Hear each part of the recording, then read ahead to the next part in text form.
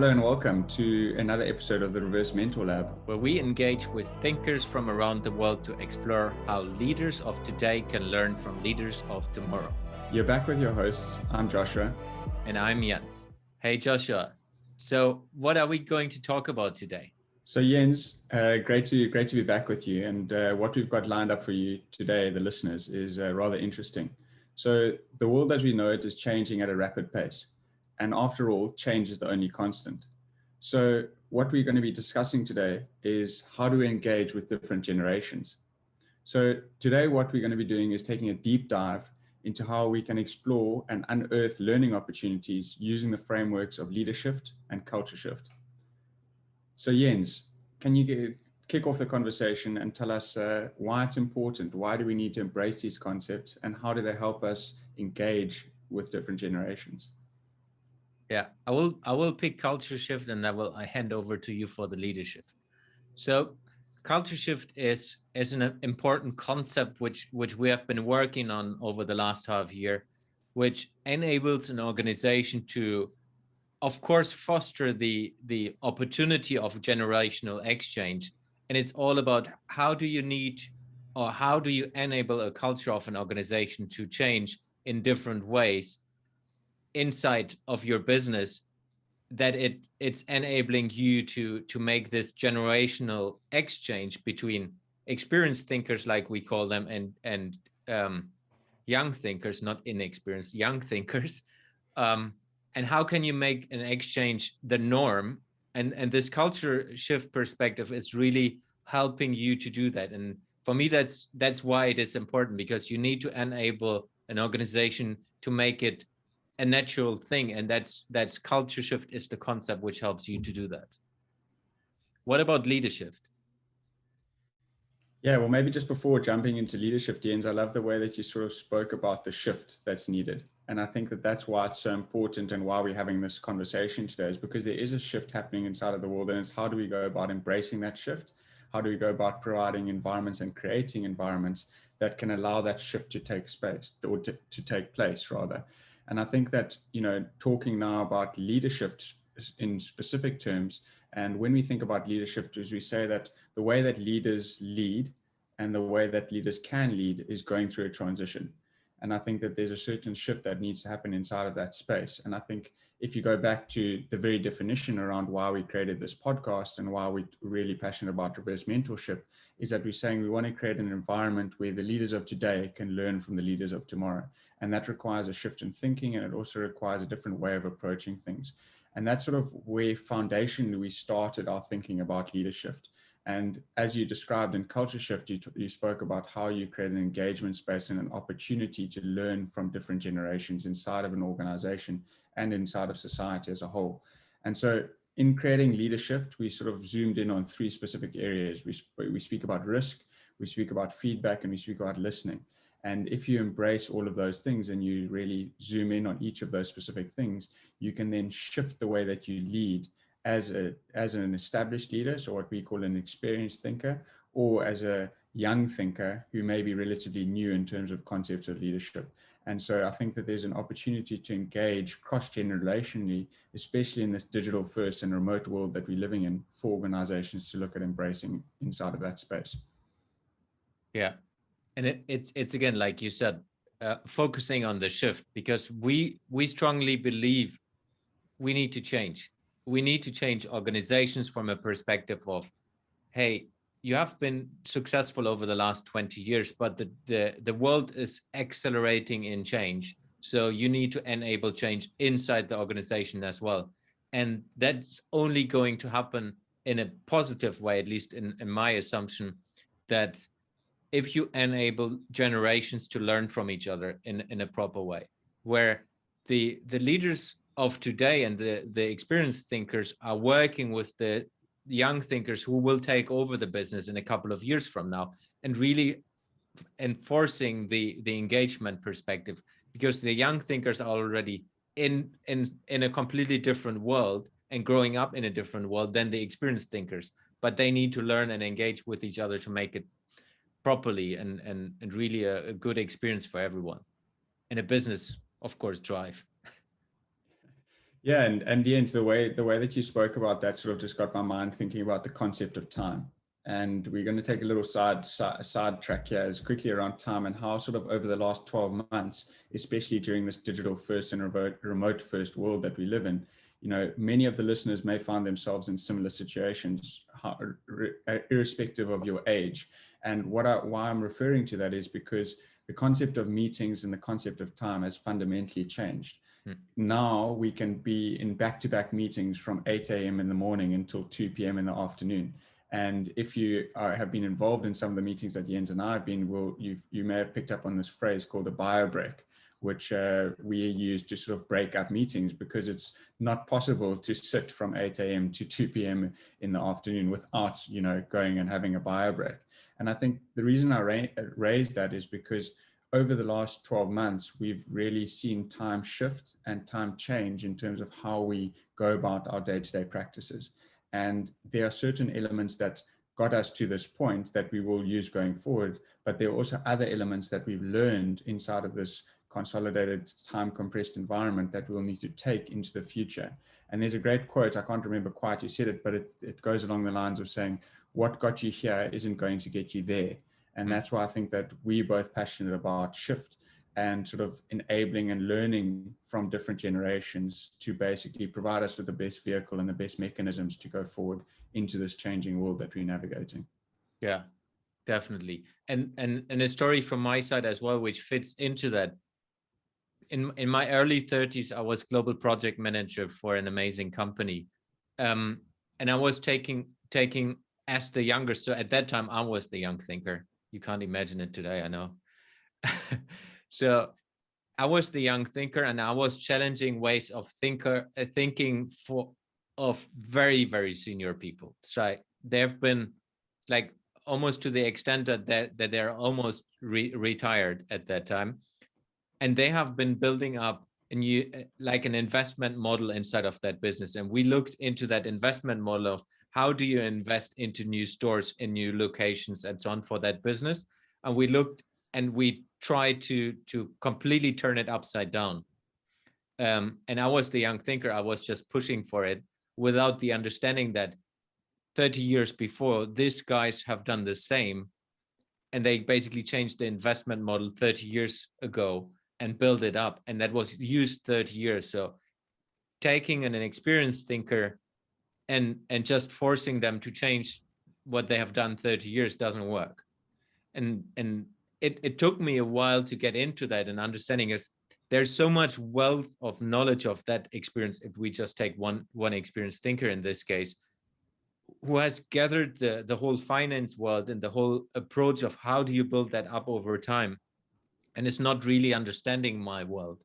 And then when we met a couple of times, it slowly went into, it started with a relationship where we got to know each other, and then we basically understood both of our worlds. So I was early 30s, he was early 60s at that time.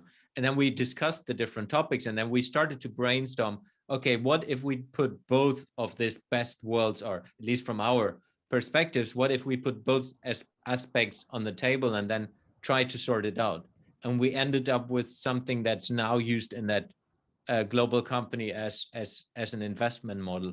Maybe not 100% anymore because it's already a couple of years back, but it's infused a new way of thinking inside an investment model of that business, which is using this to invest into new stores, into new locations, into new assets. And that's quite an interesting learning for me, that it starts with a relationship approach, which then goes a bit into the culture shift, where you look into these topics as well, where it's really about what are you doing from a leadership approach? How do you work with the communities, and how do you use that from a business context?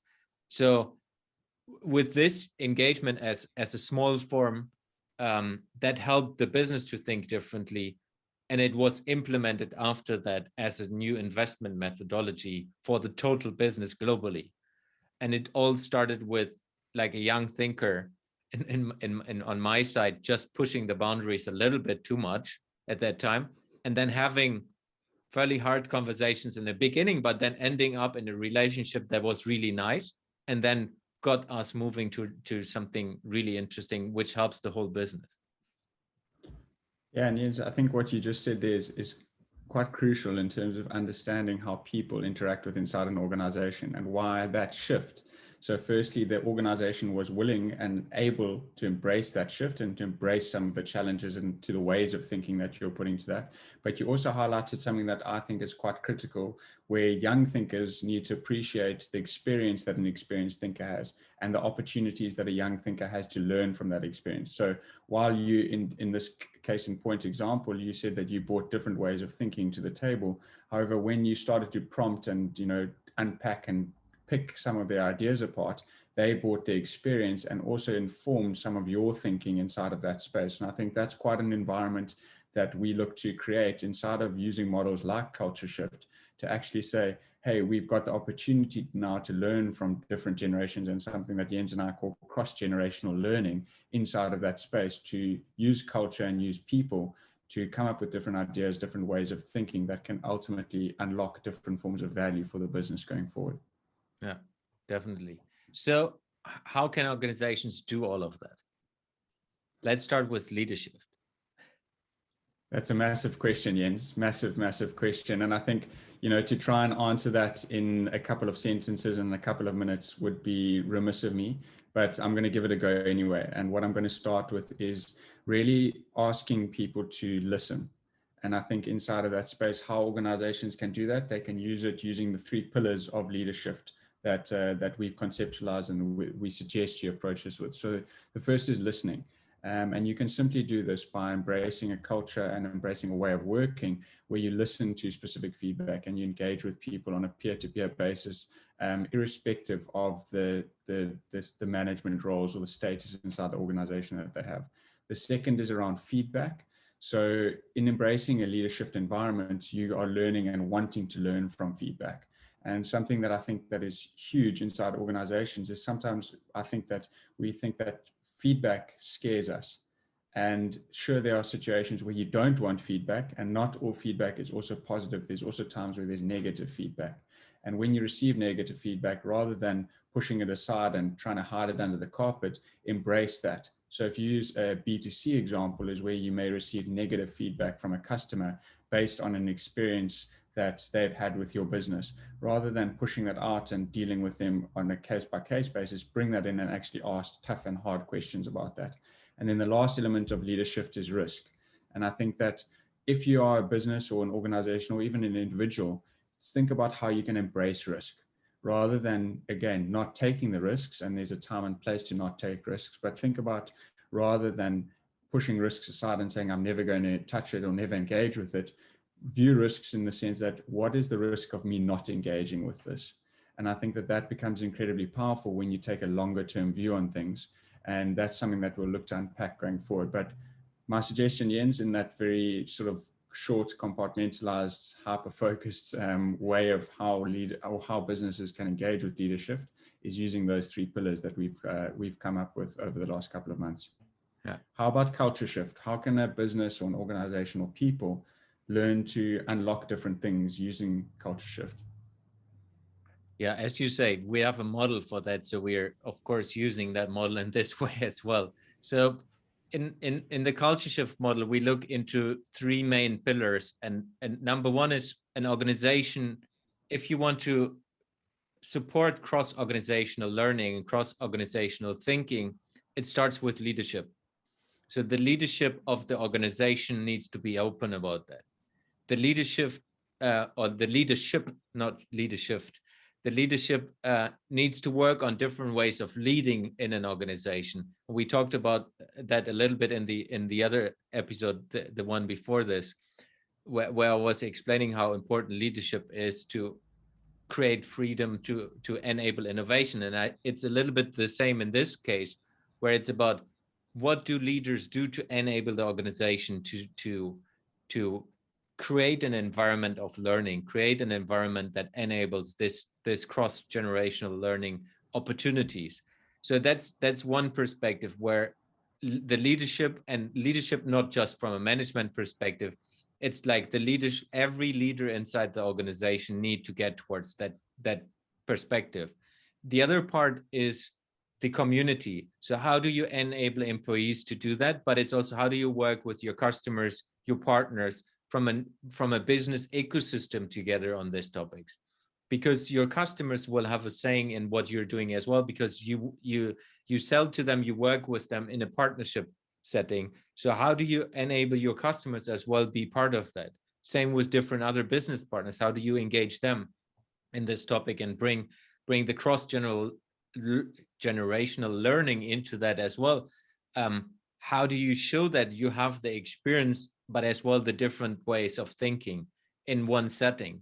And then, of course, crucial for every business, how do you build that into your business? Does that require going forward to change the business model? How do you work with a cultural setting that's cross-generational from a business perspective? How do you utilize that for creating new revenue streams and all these topics, which all has an effect on the culture? So it's leadership, community, and business that all fuels the cultural change and all enables generational learnings inside an organization. So that's high level perspective. Again, like you said, we could talk a couple of hours on that alone.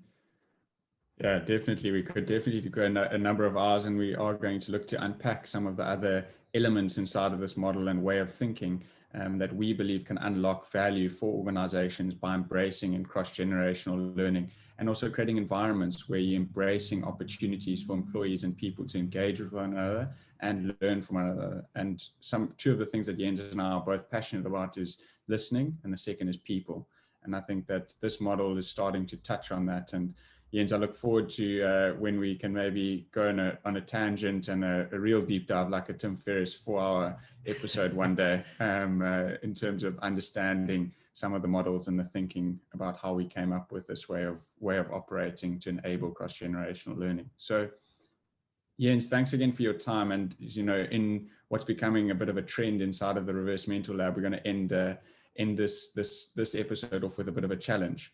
So Jens, I'm going to ask you to sort of tee up the challenge that we've got for people and how we think that they can use and embrace culture shift and leadership inside of their organization. That's the spot. Where are we? So I'll put Jens on the spot there. So I'm maybe going to help him out here quickly. So I'm going to say that, the challenge that we're creating for you, and I'm going to come from a young thinker's perspective, and then I'm going to ask Jens to do that from an experienced thinker's perspective. So from a young thinker's perspective, I'm going to ask and encourage you to embrace opportunities where you can create culture shift and leadership inside of your organization. So as we did a couple of episodes ago, we encouraged young thinkers to reach out and engage with their managers and their executives inside of their organization. But let's maybe take a step back from that and say, as a young thinker, how can you go about creating yourself opportunities where you can engage in culture shift? How can you go about creating opportunities where you can engage in leadership?